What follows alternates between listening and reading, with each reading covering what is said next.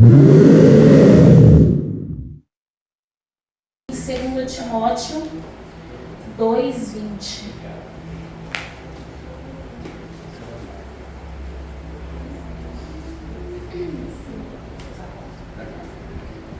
Em uma grande casa não há apenas vasos de ouro e de prata, mas também de madeira e de barro, alguns para propósitos especiais, outros para uso comum. Se alguém se purificar dessas coisas, será instrumento para propósitos especiais, santificado, útil para o Senhor e preparado para toda boa obra. Podem se sentar. De manhã eu até falei para o meu marido, eu falei, não preciso mais pregar, a pastora já pegou minha palavra. Aí o pastor veio falar, também falou minha palavra, gente. Tá bem? Na Bíblia a gente vê falar diversas vezes, né, sobre ser vaso, sobre o barro, sobre a utilidade, mas nós também vemos que nem tudo que recebeu algo de Deus foi formado por Deus, né? Às vezes as pessoas elas estão só de ouvidos atentos, mas de coração fechado. Então você vai ouvir, mas você não vai receber, né? Às vezes não chega nem a entrar por um ouvido e sair pelo outro, porque a gente está tão lá, só estava lá de corpo presente, que acaba nem fazendo diferença. E a Bíblia é muito enfática, né, sobre os que se permitem ser moldados e os que não querem ser moldados. Porque a vontade de Deus ela é permissiva. Fala a Deus, verdade. Né? Nós temos ouvido muito falar sobre o chamado. Eu cresci na igreja e eu sempre ouvi que eu tenho um chamado, eu tenho uma promessa, eu tenho o meu lugar. Mas se eu decidir que eu não quero viver o meu chamado, Deus vai me obrigar? Deus não vai me obrigar a viver o meu chamado. Né? Se eu não estiver disponível para ser moldado, eu não vou viver o que Deus sonhou para mim. E não é porque a palavra de Deus mudou. Foi porque eu decidi que eu não queria viver. Então, a pergunta de reflexão que eu quero deixar para hoje não é o que Deus vai me dar, mas sim quem eu sou nas mãos de Deus. Como que nós estamos sendo, né, nas mãos de Deus? Diante da presença de Deus, nós precisamos nos examinar todos os dias. Eu falei semana passada, eu comentei sobre, eu ouvi numa das orações, eu não lembro de quem, mas alguém perguntou, não sei se foi o pastor, se foi o Flávio, que disse a seguinte frase: você é vaso ou é vasilha na presença de Deus? E isso está martelando, sabe? Isso ficou no meu coração, porque, gente, ser vasilha é muito fácil. Ser vasilha, a gente vai vir aqui, o grupo de louvor vai ministrar o louvor, a gente vai chorar, vai receber, vai ser uma bênção. Alguém vai vir aqui, vai ministrar, o fogo de Deus vai cair, vai ser uma bênção. E quando chegar na segunda-feira, ou assim que acabar o culto, nós voltaremos a ser os mesmos. Porque nós estávamos sendo apenas vasilha. Nós não tivemos a preocupação em sermos vaso para que Deus pudesse nos encher. E na Bíblia, em vários momentos, em várias histórias, principalmente nas parábolas, a gente vai ver que muitas pessoas elas seguiam Jesus. Eu fico imaginando a honra de sentar ao lado do mestre e ser ministrado diretamente por ele, ouvir diretamente da boca dele. Mas muitas pessoas que estavam ali na multidão, elas estavam apenas de corpo presente, porque a Bíblia relata que diversas multidões, haviam pessoas que se convertiam, mas muitas deixavam de seguir. Ou seja, eles estavam apenas sendo vasilhas, eles estavam apenas ouvindo e não absorvendo nada, né? E a vasilha, ela aparece diversas vezes na Bíblia. E a vez que foi mais enfática para mim, que mais me chamou a atenção, foi quando houve um milagre na casa da viúva, né? O profeta chegou à casa da viúva e a viúva disse para ele: olha, nós só temos para comer o que está ali. Nós comeremos e morreremos. Por mais que ela estivesse talvez cansada, fadigada, com a pouca fé que ela tinha, né? Deus usou a vida do profeta e falou para ela: vá até os seus vizinhos e busque vasilhas, porque o Senhor vai multiplicar o azeite, você terá para você e para os seus se fartarem. As vasilhas estiveram lá, né? As vasilhas, elas participaram do milagre, mas elas não viveram o milagre. Na página seguinte, no decorrer da história, a vasilha ela já não é mais nem lembrada. Ela já não é mais nem citada, porque ela carregou o milagre, mas ela não viveu o propósito. E quantas vezes a gente está dentro da igreja, a gente vem nos cultos, a gente vem nas orações, a gente tá sempre aqui, mas a gente se conforma em ser vasilha, porque ser vasilha é ficar na zona do conforto, né? Ser vasilha é no momento que o pastor vier me cobrar, me confrontar por alguma coisa, ou eu discuto, ou eu simplesmente ignoro e tô nem aí, né? Vamos seguir a vida, vamos seguir em frente. Tem muita gente sendo vasilha que tá cheia de bênçãos materiais. Às vezes a gente olha para alguém do lado assim e fala, meu Deus, eu trabalho tanto, eu tô sempre na igreja e eu não consigo viajar no final do ano, eu ainda não troquei de carro, eu ainda não comprei minha casa própria. O fulano que só vai de vez em quando, olha lá, tá prosperando, tá crescendo, olha como a vida dele tá boa. Mas muitas pessoas podem ter a vida aos nossos olhos cheias de bênçãos, mas elas são vazias. Verdade. Elas são vazias, elas não têm a presença do que mais importa. Dessa maneira, quantas vezes a gente ouve falar que um milionário se matou, que um trilionário está com depressão? É verdade. Eles têm todas as bênçãos materiais, de certa forma, né? Mas e o espiritual? Se o espiritual estiver vazio, e a vasilha, ela vai ser sempre o agenciador que transporta o milagre. Ela carrega o milagre, ela admira o milagre de perto, mas ela nunca pode provar o milagre com as próprias mãos. Porque ela escolheu que o lugar em que ela está, que a zona de conforto em que ela se encontra, não precisa ser mudada. Será que a gente está vivendo dessa forma? Será que é por isso que certas partes da nossa vida assim não flui, não anda? Porque às vezes eu vou falar de mim, né? Minha família está na igreja, meu marido, graças a Deus, é uma bênção, os meus filhos são uma bênção, passamos por ventos muito grandes, mas estamos todos com saúde. Hoje temos um bom emprego, temos uma estabilidade. Por que eu vou buscar pela minha vida espiritual se o restante está tudo bem? Necessidade. Tenho uma boa voz, eu vou vir aqui, eu vou cantar. Mesmo se eu não tiver a presença de Deus, a voz é bonita. Uma pessoa ou outra vai se emocionar. Tá bom, pra que mais? E é assim que a gente se conforma em viver o superficial, né? Em ser apenas a vasilha. E vaso? O que é vaso? O vaso é tudo aquilo que se permite ser moldado e preparado por Deus, para que através dele o milagre aconteça. Aleluia! Quando nós tomamos a decisão de servir a Jesus com honestidade, de servir a Jesus de verdade, não é fácil. Não é fácil. Acho que todo mundo aqui sabe, eu sou filha de pastor, sempre estive na igreja, eu nunca saí da igreja. Mas eu falo que eu me converti há 11 anos atrás, quando eu cheguei aqui.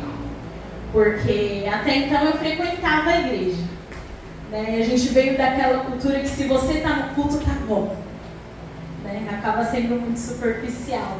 E aqui eu encontrei confronto, dia após dia. Essa baixinha aí, ó, toda vez que me olhava, eram 10 coisas diferentes para falar. Pastor, meu Deus, como eu bati boca com o pastor. Ele falava A, eu falava até o Y, no mínimo. Mas, mesmo com muita dor, eu me permiti viver o processo. Glória a Deus.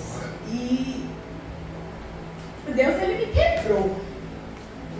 Ele me quebrou assim, de formas inimagináveis. Inimagináveis. Eu vim de uma família estruturada. Eu nunca vi meu pai discutindo com a minha mãe. Eu nunca passamos fome, nunca tivemos nenhuma escassez, nunca, sabe? Sempre trabalhei, sempre tive meu dinheiro, sempre fui muito independente. E essa foi a primeira coisa que Deus me quebrou. Na minha primeira gestação, Deus disse, ó, vem aqui que agora você vai aprender. Eu trabalhava desde os 14 anos. Quando eu engravidei do Pietro, ela me aguentava ficar em pé sozinha. Então, foi naquele momento que, não, peraí, você vai aprender que você tem um marido, ele é o seu provedor. Foi ali que começou o meu processo. Foi ali que Deus começou a me quebrar, porque quando a gente é chamado para gerar um testemunho, nenhuma parte desse testemunho vai ser fácil. Verdade. Nenhuma parte desse testemunho vai ser leve. E quando nós somos vasos, nós passamos pela mão do oleiro.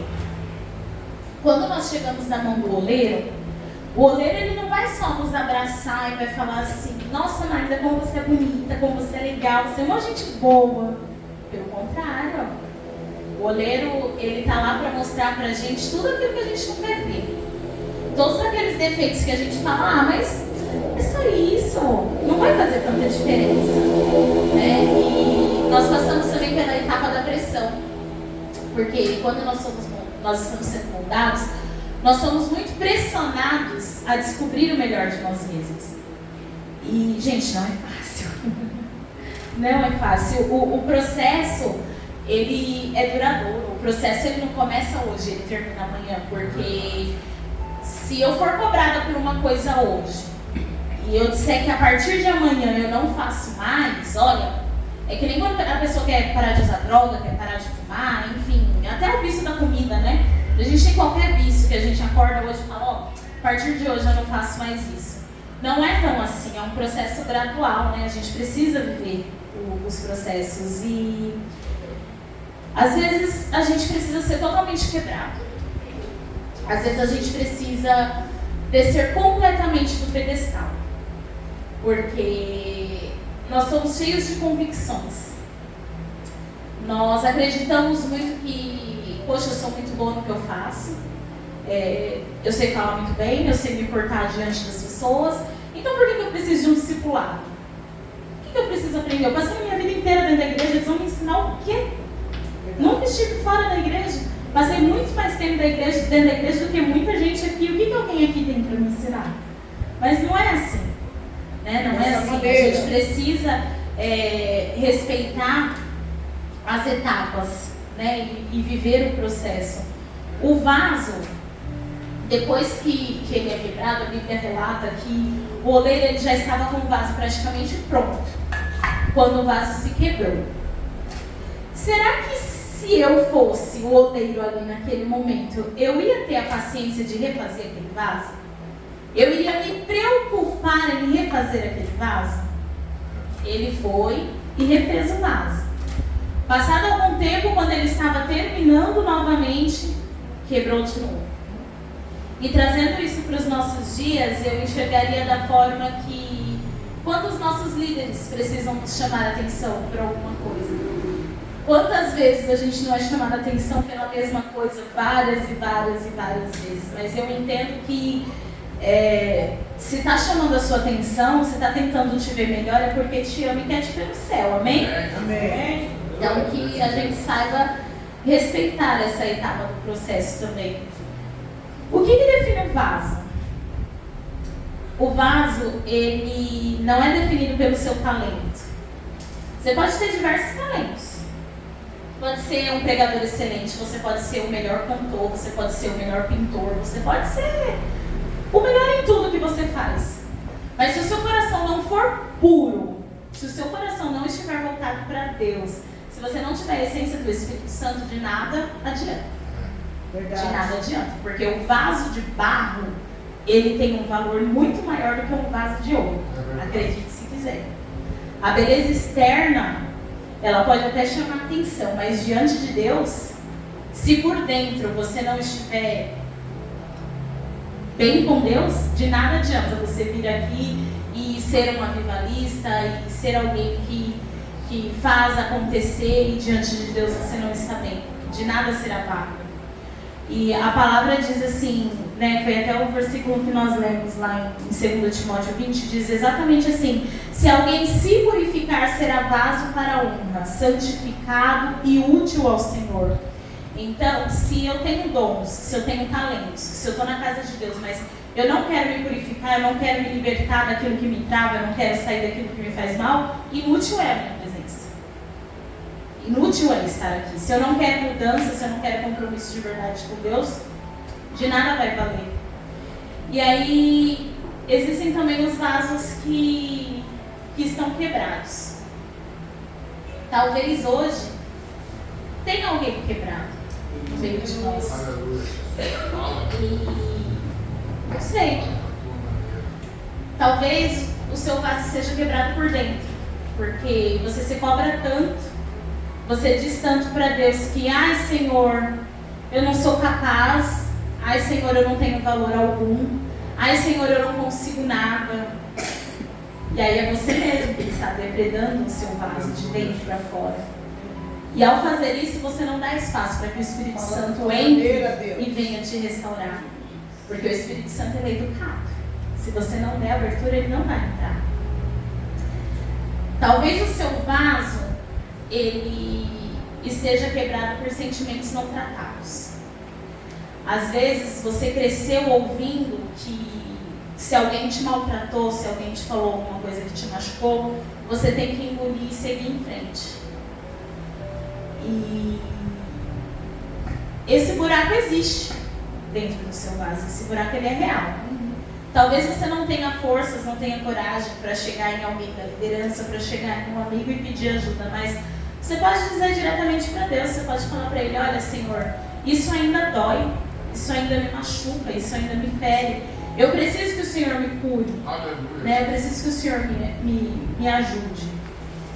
E um dos principais buracos, né, que ficam dentro dos nossos vasos são os pecados escondidos. Porque às vezes a gente pensa que porque eu estou aqui na frente, né, porque nós temos ali uma posição de liderança, os nossos pecados foram perdoados.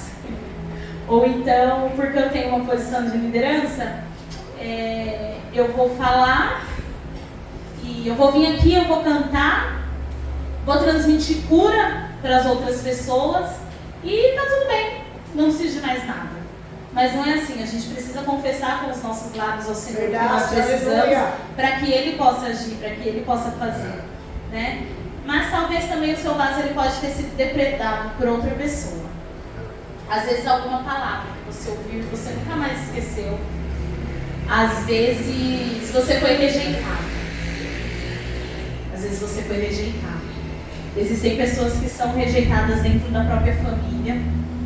Existem pessoas que são rejeitadas dentro da igreja, no local de serviço. Existe, gente, isso é real. Isso é real, mas nós acreditamos que aqui é um lugar de cura. Nós acreditamos que aqui nós estamos rodeados de pessoas tratadas, curadas, para poder nos ajudarem, né? A permitir, a nos ensinar, a nos permitirmos sermos moldados pelo oleiro, a refazer o nosso vaso. E muitas vezes nós nos permitirmos sermos quebrados por opiniões alheias, por palavras vazias, por pessoas que estão distantes de Deus. Mas temos medo de se permitir ser refeitos por Deus. Por que é tão fácil dar ouvido ao que a pessoa está do nosso lado falando e é tão difícil prestar atenção no que Deus tem para falar? Porque Ele está aqui. O tempo todo Ele está disponível. O tempo todo Ele tem o que dizer, Ele tem o que fazer. Mas se o nosso coração não estiver aberto, Ele não vai fazer. Ele não vai moldar, Ele não vai mexer.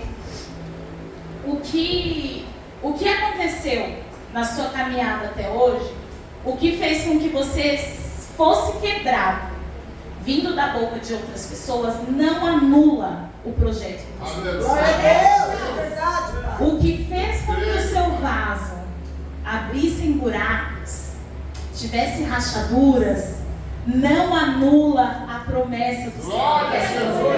Porque uma vez que nós temos promessa, a partir do momento que nós nos posicionamos e dizemos para Ele, olha Senhor, eu estou aqui, eu estou disponível, pode me moldar, vem fazer em mim, Ele vai fazer.